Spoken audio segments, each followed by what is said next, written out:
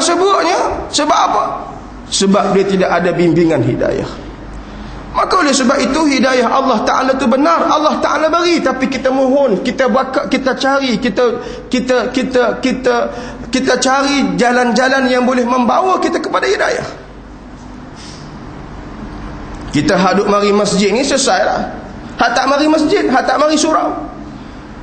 Saya nak mari tadi, tuan-tuan sekalian, duduk dekat traffic light Greenwood tu, 2-3 biji kereta duduk sebelah saya, dengan saya yakinlah anak-anak muda baru selesai seronok sambut tahun baru ni. Tuan-tuan, siapa nak tackle mereka tu? Siapa yang nak dipertanggungjawabkan pada mereka itu? Kalau mereka tak pergi mana-mana, setakat minum, jumpa kawan-kawan, akhirnya masuk subuh balik, sekali mereka singgah semayang, akhir lepas tu tidur, bagi saya alhamdulillah. Tapi kalau itulah semua berlaku macam tu, tak apa. Siapa nak teka anak-anak muda ni? Minggu lepas saya bawa 50 orang anak muda dengan konvoi bermotor. 35 biji motor, 3 biji kereta. Kami berkumpul di depan Shell Greenwood.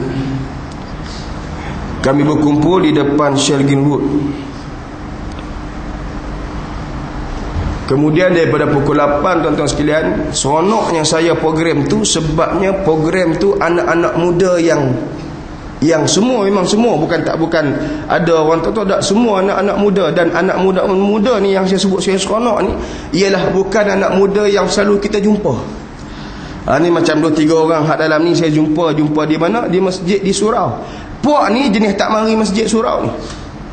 Hak jenis rambut warna merah, hak jenis rambut tercacak, kalau cicak jatuh confirm syahid ni. Jenis hak rambut macam tu. Berkumpul di Shell Greenwood, sampai 50 orang kumpul di situ. Kita buat macam-macam lah promosi, nak tarik anak-anak muda ni dengan bannernya dan seumpamanya. Akhirnya bila berkumpul, berlepas dengan berdoa, daripada Gombak pergi ke Sungai Gabai Hulu Langat, tuan-tuan sekalian.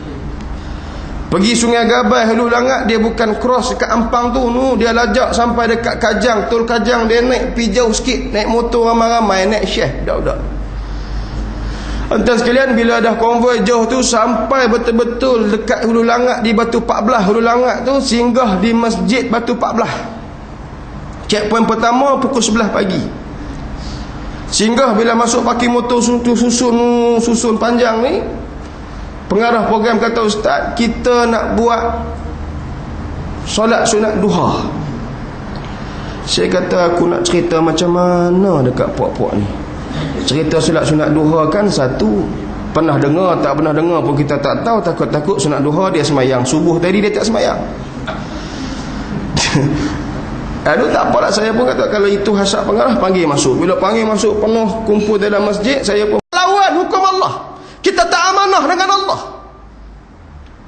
Berapa ramai, tuan-tuan? Ada majlis-majlis apa hak agama duduk depan belakang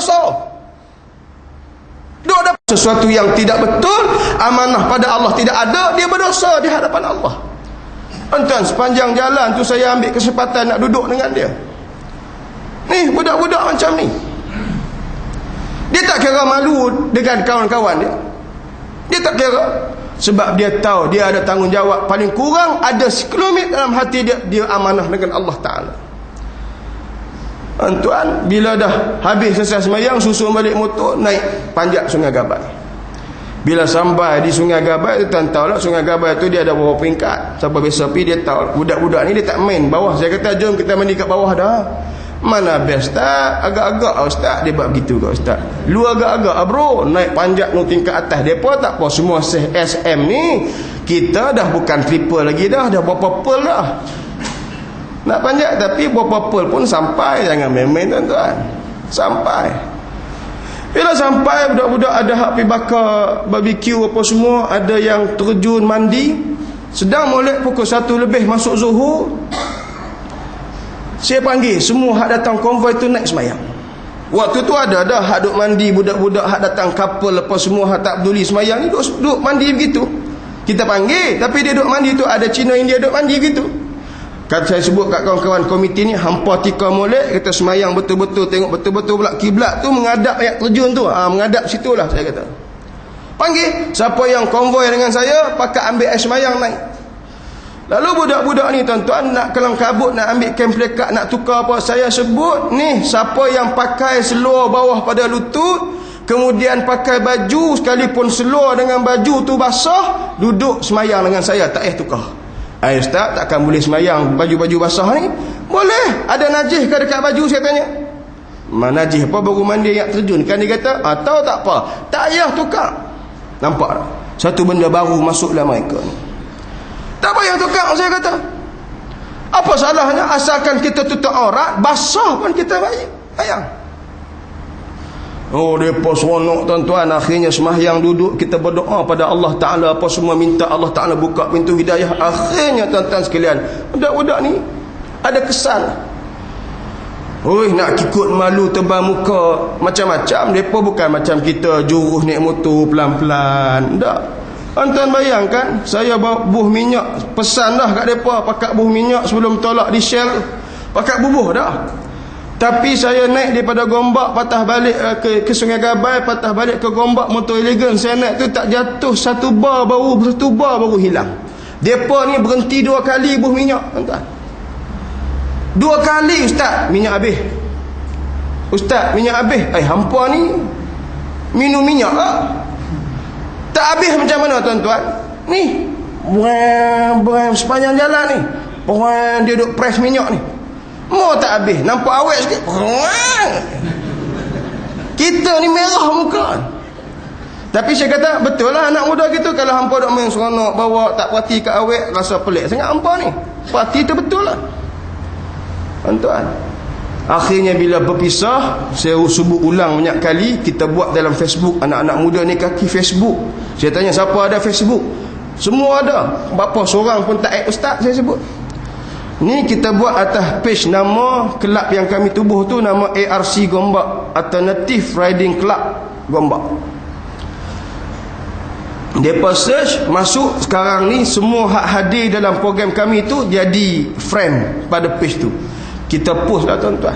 Yang terbaru saya post dalam page tu, saya kata, saya ingat kata-kata seorang ustaz, kita mak motor boleh bawa awet, tapi syarat antara kita dengan awet mesti letak bapak awet tu. Ustaz Azhar dulu sebut. Saya kata ni Ustaz Azhar dulu sebut, ikut dah macam mana pun. Komen macam-macam, tuan-tuan sekalian. Semalam Ustaz Azhar dulu di dataran Shah Alam, 70,000, tuan-tuan. Ada satu lagi grup dia buat di ICT. Allah alam apa ibu katanya tak ramai, tapi nak sebutnya Ustaz Azhar Duruh di dataran Shah Alam 70,000 orang. Allahu Akbar.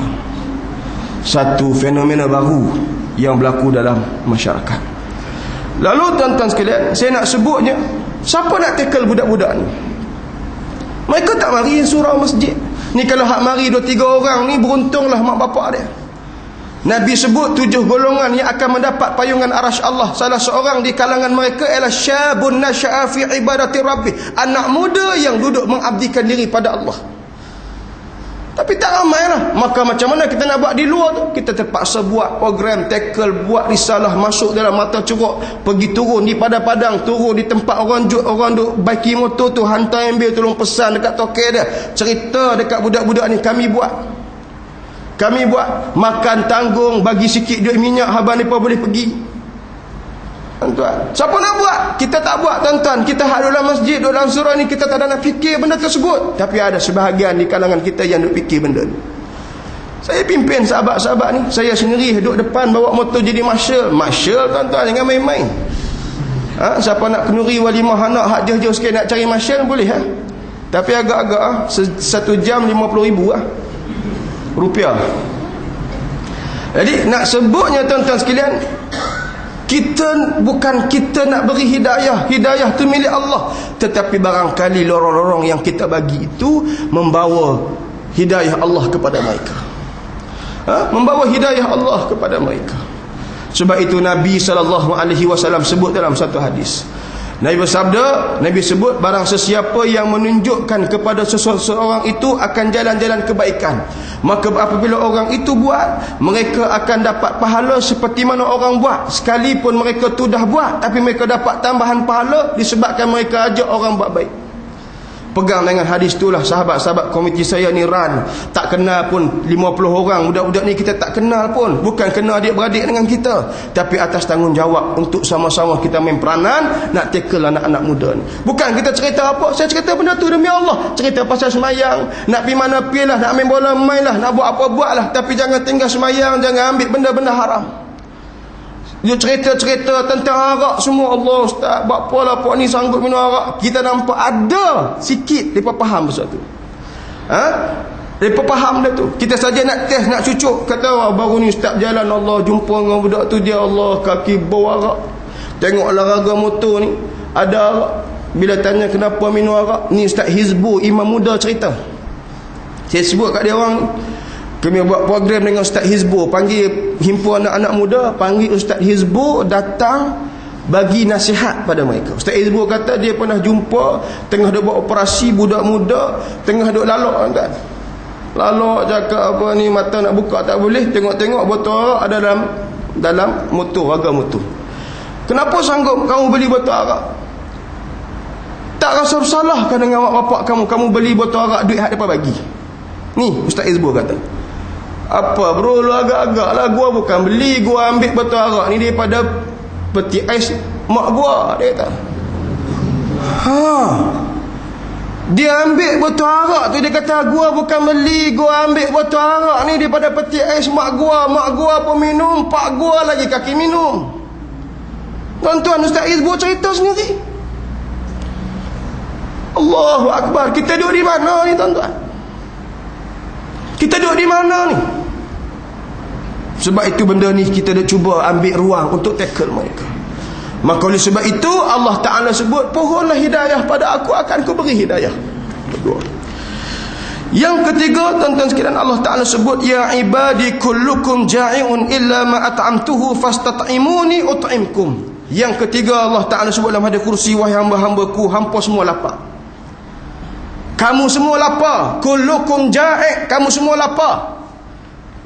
Jangan bunyi memang lapar Ustaz, tu orang duk hidang lah, tunggu lapar, memang lapar. Bukan lapar tu sebab tak nampak makanan tu. Nabi nak beri gambarannya, Allah Ta'ala sebut kepada kita, kita ni lapar, asal usul kita bukan ada makanan. Siapa yang beri makan? Siapa yang beri rezeki? Sebab tu saya sebut ni praktikal ni. Berapa ramai hak duk kerja di luar tuan-tuan sekalian, hak tak peduli semayang, tak peduli bangun, tak peduli nak cara dengan Allah Ta'ala. Dia duk kata apa hak dia dapat, dia boleh hidup hari ni hasil usaha dia, bukan rezeki ni Allah Ta'ala bagi. Berapa ramai ni hak kepala macam tu. Tuan-tuan, saya baca satu hadis ni beberapa tempat. Kebetulan kakak saya ada waktu tu, dia cerita. Betul hang sebut, dia kata. Dia kerja di KLCC. Dia kata betul, bukan kata semualah, tapi ada pemikiran macam tu. Allah Ta'ala sebut, kullukum ja'i', hampa semua ni lapar, tak ada rezeki hampa ni, aku yang bagi. Sebab tu kita kena perhati, kita ni hamba, jangan kita duk belagak sombong dengan Allah. Oh, moga kita tu gitu gini, kita dah declare segala-galanya daripada kita. Kemudian Allah Ta'ala sebut, ya ibadi kullukum arin illa man kasautuhu fastaksuni aksukum. Allah Ta'ala sebut dalam hadis kursi, wahai hamba-hambaku, kullukum ar, hampa semua telanjang. Hampa semua ni asal telanjang, tak ada seorang benang kat badan. Siapa bagi kamu pakai? Maka mohonlah aku yang beri pakai kepada kamu, maka mohonlah pakaian kepada aku. Kita semua telanjang, tuan-tuan. Kau siapa lahir daripada perut dulu, dia siap keluar dengan beg ni, beg sekali dengan beg pakaian lah. Waktu beranak-beranak tengok keluar beg dulu kan, ni beg pakaian ni nak pakai sepanjang hidup ni, mana ada. Melainkan kita keluar arin, yakni kita telanjang. Dan kita dihimpunkan di padang mahsyar, Nabi sebut arin, kita juga telanjang. Kita semua tak pakai apa-apa. Ini Nabi sebut, Nabi gambaran, menyedarkan kita mana asal usul kita. Jangan duk buat belagak, jangan duk sombong dengan Allah Ta'ala. Kita ni tak ada apa asal. Sepatutnya bila kita sedar kita tak ada apa, kita